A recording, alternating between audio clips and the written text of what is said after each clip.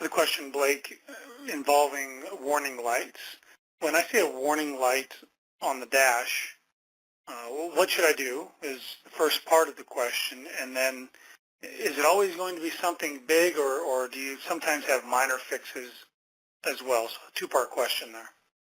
Well, we have minor fixes all the time. The general rule of thumb on warning lights, brake warning lights, need to be addressed promptly.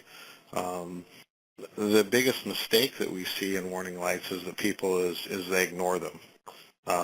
Check engine light is on, so that means to some people that yep, my engine's still here. I checked it and it's still under the car, so we're good to go.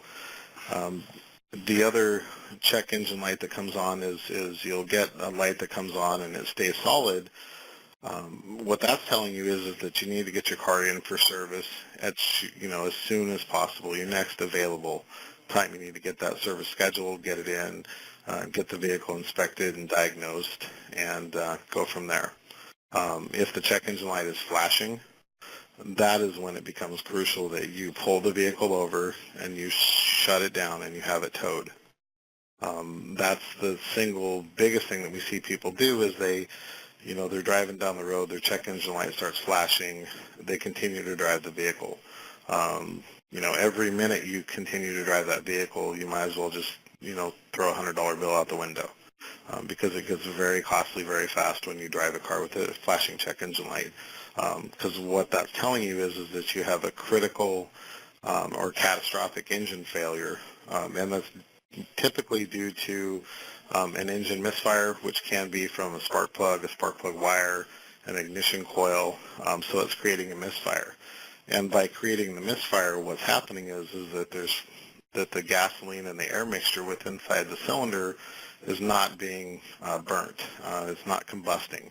And so what it's doing is it's pushing the raw gasoline into the catalytic converter, and the catalytic converter's job is to take care of all unburnt fuels coming out of the engine, but it's not designed to take care of raw fuel.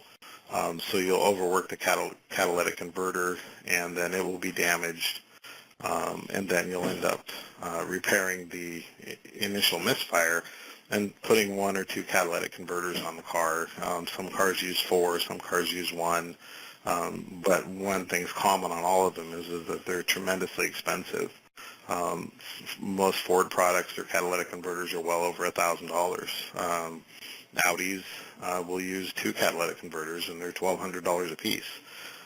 So it's always best if, when that light comes on and starts flashing, just pull it over, grab your cell phone. Hopefully you've got AAA. You call AAA, they come pick you up, you get it to the shop, your problem's repaired, and you're on your way.